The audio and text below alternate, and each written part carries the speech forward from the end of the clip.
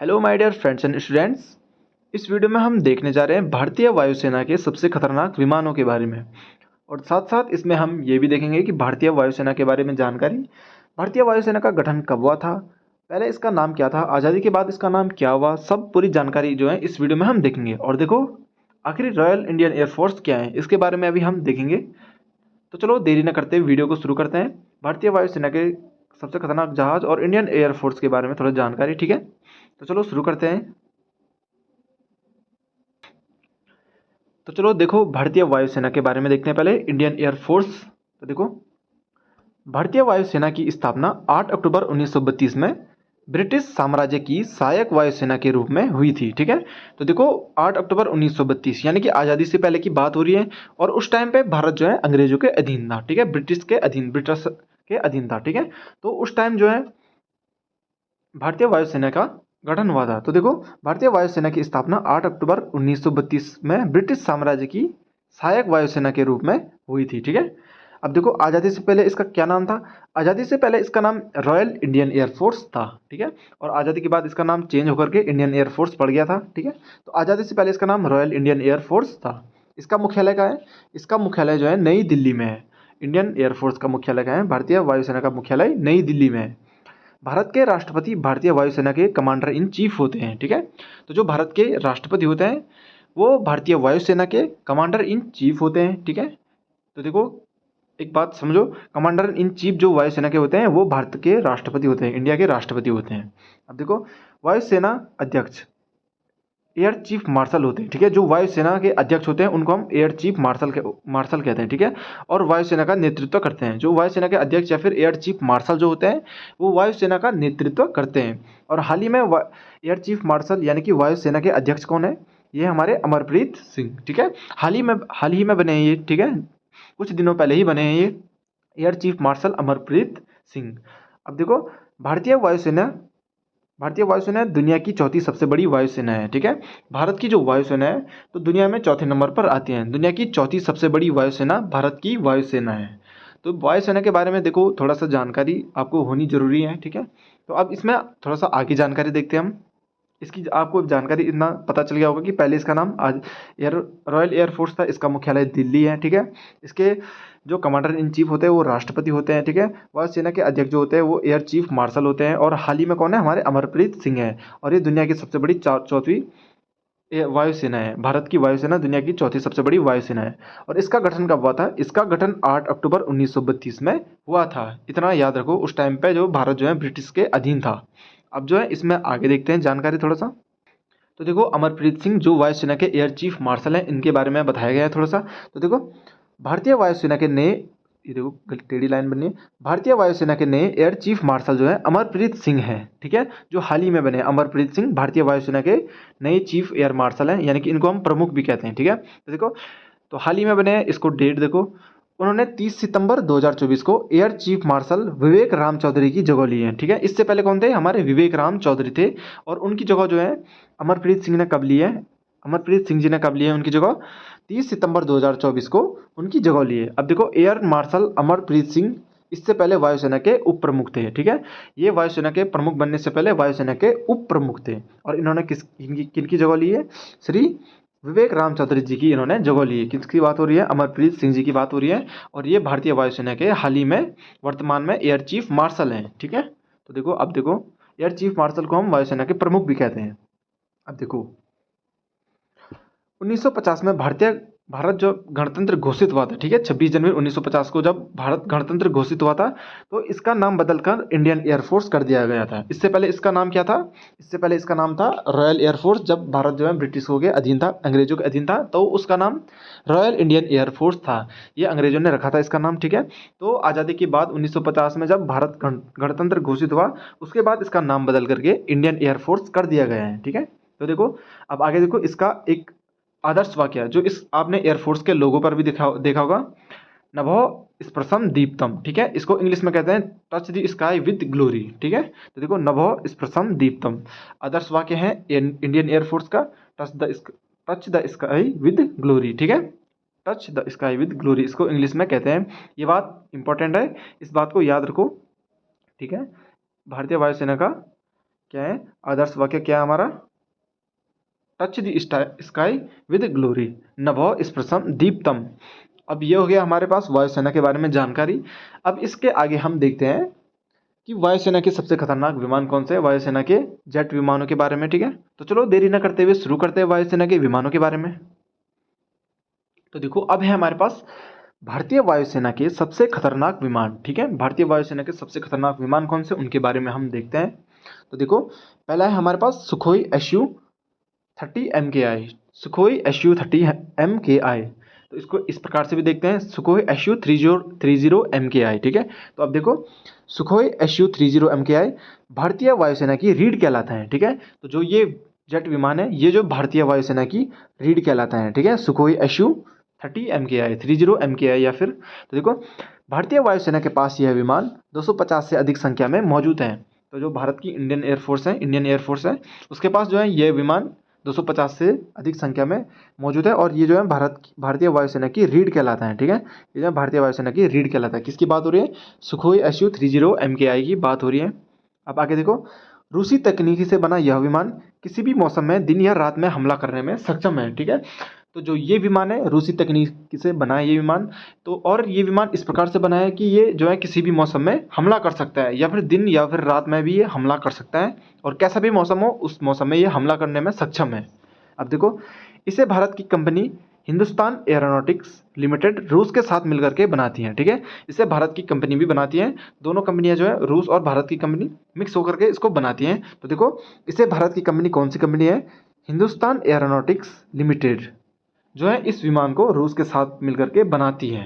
अब आगे देखो, यह 2 सीटों वाला विमान है। ठीक है, जो सुखोई SU-30 MKI है या फिर सुखोई SU-30 MKI है, यह जो है 2 सीटों वाला विमान है, इसमें 2 लोगों के लिए सीट होती है। अब देखो इसकी रफ्तार जो है 2110 किलोमीटर प्रति घंटे की होती है।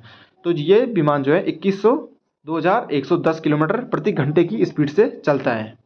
इसकी रेंज जो है 3000 किलोमीटर है, यानी कि ये 3000 किलोमीटर की रेंज को कवर करता है, उतने में ये फायर कर सकता है। ठीक है, सुखोई SU-30 MKI की बात हो रही है, इसकी रेंज जो है 3000 किलोमीटर है। रूस ने भारत को साल 2002 में पहला सुखोई सौंपा था। रूस का जो ये विमान रूस में बनाया गया है, ठीक है, उस रूस ने जो है ये विमान भारत को 2002 में सौंपा था। ठीक है, सुखोई SU-30 MKI की बात हो रही है। तो ये हो गया हमारा सुखोई SU-30 MKI के बारे में। अब जो है नेक्स्ट देखते हैं अगला विमान कौन सा है हमारा। अगला विमान है हमारे पास मिकोयान MiG-29। ठीक है, इसको MiG-29 भी कहते हैं और इसका पूरा नाम है मिकोयान MiG-29। ठीक है, अब देखो इसके बारे में, यह एक लड़ाकू विमान है। ठीक है, ये जो है एक लड़ाकू विमान है, इसे सोवियत रूस में बनाया गया था। ठीक है, सोवियत रूस में इसको बनाया गया था, ये एक लड़ाकू विमान है। इसे भारतीय वायुसेना में 1987 में शामिल किया गया था। भारतीय वायुसेना में जो है 1987 में इसको शामिल किया गया था। मिकोयान MiG-29 की बात हो रही है। ठीक है, इसकी टॉप स्पीड जो है 2400 किलोमीटर प्रति घंटा है। ठीक है, यह जो है 2400 किलोमीटर प्रति घंटे की स्पीड से उड़ता है, चलता है। ठीक है, इसमें 2 इंजन लगे होते हैं। इस जो ये लड़ाकू विमान है, जो ये जेट है, इसमें जो है 2 इंजन लगे होते हैं। यह एक बार में 1430 किलोमीटर की दूरी तक मार कर सकता है। यह जो है 1430 मीटर दूरी तक एक बार में मार कर सकता है, यानी कि कवर करता है इतनी दूरी को, इतनी दूरी में दुश्मन के साथ ये मार कर सकता है। ठीक है, अब देखो 59,000 फुट की ऊंचाई तक जा सकता है। इसकी ये जो है हाईएस्ट 59,000 फुट की ऊंचाई तक जा सकता है। ये विमान किसकी बात हो रही है, मिकोयान MiG-29 की बात हो रही है। अब देखो इसका इस्तेमाल जो है 40 देशों की सेनाओं द्वारा किया जा रहा है। ठीक है, हाल ही में जो है इसका इस्तेमाल 40 देशों की वायुसेना के द्वारा किया जा रहा है। MiG-29 की बात हो रही है। ये हो गया हमारे पास MiG-29 के बारे में। इसको जो है सोवियत रूस में बनाया गया था, भारतीय वायुसेना में इसको 1987 में शामिल किया गया था। इसकी टॉप स्पीड है 2400 किलोमीटर प्रति घंटे की स्पीड में से। ठीक है, और इसमें 2 इंजन लगे होते हैं, ये मैंने आपको बता दिए हैं। अब अगले देखते हैं अगला जेट विमान कौन सा है हमारे पास भारतीय वायुसेना में। अब है हमारे पास HAL तेजस, इस विमान का नाम है तेजस। ठीक है, HAL तेजस, HAL यानी कि हिंदुस्तान एरोनॉटिक्स लिमिटेड। तो देखो इसके बारे में, हिंदुस्तान एरोनॉटिक्स लिमिटेड, इसको शॉर्ट में HAL कहते हैं, द्वारा विकसित तेजस एक भारतीय लड़ाकू विमान है। ये विमान जो है भारत में बनाए गए हैं। ठीक है, यह एक तेजस भारतीय लड़ाकू विमान है। ठीक है, यह एक भारतीय लड़ाकू विमान है। इसे एरोनॉटिकल डेवलपर एजेंसी ADA ने भारतीय वायुसेना और भारतीय वायु नौसेना के लिए डिज़ाइन किया गया है, ठीक है, डिज़ाइन किया था। ये जो है भारतीय वायुसेना और भारतीय वायु नौसेना के लिए भी डिज़ाइन किया गया था। जो जेट विमान जो है भारत की नेवी के लिए काम करते हैं उसके लिए भी ये डिजाइन किया गया है, ठीक है। तेजस ने 2001 में अपनी पहली उड़ान भरी थी और 2015 में भारतीय वायुसेना में इसको शामिल किया गया है, ठीक है। तेजस को जो है तेजस जो वायुयान है भारत का, वायु जेट है, लड़ाकू विमान है, इसको जो है 2001 में इसने जो है 2001 में पहली उड़ान भरी थी और 2015 में इसको भारतीय वायुसेना में शामिल किया गया था, ठीक है। तेजस की बात हो रही है। तेजस फाइटर जेट की अधिकतम रफ्तार 2200 किलोमीटर प्रति घंटा है, ठीक है। इसकी रफ्तार जो है अधिकतम रफ्तार 2200 किलोमीटर प्रति घंटा है, ठीक है। तेजस फाइटर जेट की बात हो रही है तो इसको HAL तेजस भी कहते हैं, हिंदुस्तान एरोनॉटिक्स लिमिटेड, ठीक है। तो चलो ये हो गया HAL तेजस के बारे में, तेजस के बारे में जानकारी होगी। अब अगले विमान के बारे में देखते हैं हम। अब है हमारे पास मिराज 2000 के बारे में, ठीक है। मिराज 2000 एक फाइटर जेट का नाम है, ठीक है। अब इसके बारे में देखते हैं। यह चौथी पीढ़ी का बहुउद्देशीय जेट लड़ाकू विमान है, ठीक है। यह जो है चौथी पीढ़ी का बहुउद्देशीय जेट लड़ाकू विमान है। इसे फ्रांस की कंपनी डसॉल्ट एविएशन ने 1970 के दशक में बनाया था। इसे जो है फ्रांस की कंपनी डसॉल्ट एविएशन ने 1970 के दशक में बनाया था। किसकी बात हो रही है? मिराज 2000 की बात हो रही है। अब देखो इसमें थेल्स RDY-2 रडार लगा होता है। इसमें जो है थेल्स RDY-2 रडार लगा होता है। रडार का नाम है एक। तो देखो यह रडार दुश्मन के विमानों, मिसाइलों और रॉकेटों के बारे में जानकारी देता है, ठीक है। तो रडार क्या होता है? रडार की रेंज में कुछ भी चीज़ आती है, कुछ लड़ाकू विमान हो गया, कुछ भी चीज़ आते हैं तो वो संकेत कर देता है, वो इंडिकेट कर देता है, ठीक है। तो देखो इसमें थेल्स RDY-2 रडार लगा होता है। यह रडार दुश्मनों के विमानों, मिसाइलों और रॉकेट के बारे में जानकारी देता है। वैसे रडार हर उसमें लगा होता है बट इसमें जो है स्पेसिफिक है। यह विमान एक बार में 1550 किलोमीटर के दायरे में उड़ सकता है, ठीक है। ये विमान जो है एक बार में 1550 किलोमीटर के दायरे में उड़ सकता है। किसकी बात हो रही है? मिराज 2000 की बात हो रही है। इसे अधिकतम 59,000 फीट की ऊंचाई पर उड़ाया जा सकता है, ठीक है। 59,000 फीट की ऊंचाई पर अधिकतम इसे उड़ाया जा सकता है। इतनी ऊंचाई पर उड़ाया जा सकता है जिससे ये दिखे ना, ठीक है। यह प्रति मिनट 125 राउंड फायर कर सकते हैं, ठीक है। प्रति मिनट जो है 125 बार ये फायर कर सकता है। यह विमान किसकी बात हो रही है? मिराज 2000 की बात हो रही है। यह जो है प्रति मिनट 125 राउंड फायर कर सकता है। तो देखो ये विमान यहाँ पे बनाया गया है। प्रत्येक स्लाइड में विमान की फोटो भी है। तो इस प्रकार से ये विमान है हमारा। तो ये हो गया किसकी बात होगी हमारे पास? मिराज 2000 की बात हो गई। अब आगे देखते हैं हम। अब है हमारे पास MiG-21। तो देखो इसके बारे में। MiG-21 एक सुपरसोनिक जेट लड़ाकू विमान है। सुपरसोनिक लड़ाकू विमान यानी कि सुपरसोनिक जेट लड़ाकू विमान यानी सुपरसोनिक का अर्थ होता है जो जो साउंड से तेज चल सकती, ठीक है। जो विमान ध्वनि से तेज गति से चले उसको सुपरसोनिक जेट विमान कहते हैं, ठीक है। तो ये हो गया। तो MiG-21 एक सुपरसोनिक जेट लड़ाकू विमान है। अब आगे देखो। भारत में MiG-21 को साल 1963 में शामिल किया गया था। यह भारतीय वायुसेना का पहला सुपरसोनिक लड़ाकू विमान है। तो देखो इसको भारतीय वायुसेना में कब शामिल किया गया था? 1963 में ये भारत की वायुसेना में शामिल किया गया था, ठीक है।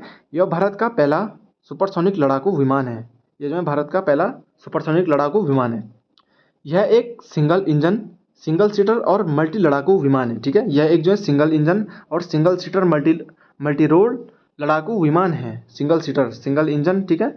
और इसमें सिर्फ एक ही आदमी बैठ सकता है, इसलिए ये सिंगल सीटर है, ठीक है। तो देखो MiG-21 की अधिकतम रफ्तार 2230 किलोमीटर प्रति घंटे की स्पीड है, ठीक है।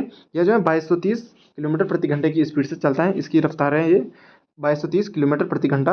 अब देखो यह हर मौसम में उड़ान भर सकता है। मौसम कैसा भी हो, चाहे मौसम खराब हो, मौसम ठीक हो, यह हर मौसम में उड़ान भर सकता है, चाहे बारिश का मौसम हो, ठीक है। इसीलिए इन विमानों को इस प्रकार से बनाया जाता है ताकि ये किसी भी मौसम में उड़ान भर सके। किसी भी समय आपातकाल हो सकता है, किसी भी समय लड़ाई लग सकती है, ठीक है। इसलिए इन विमानों को इस प्रकार से मॉडिफाई किया गया होता है। तो ये हो गया हमारे पास आखिरी विमान के बारे में MiG-21। भारत के पास बहुत सारे विमान हैं। मैंने जो है आपको इंपॉर्टेंट बताए हैं।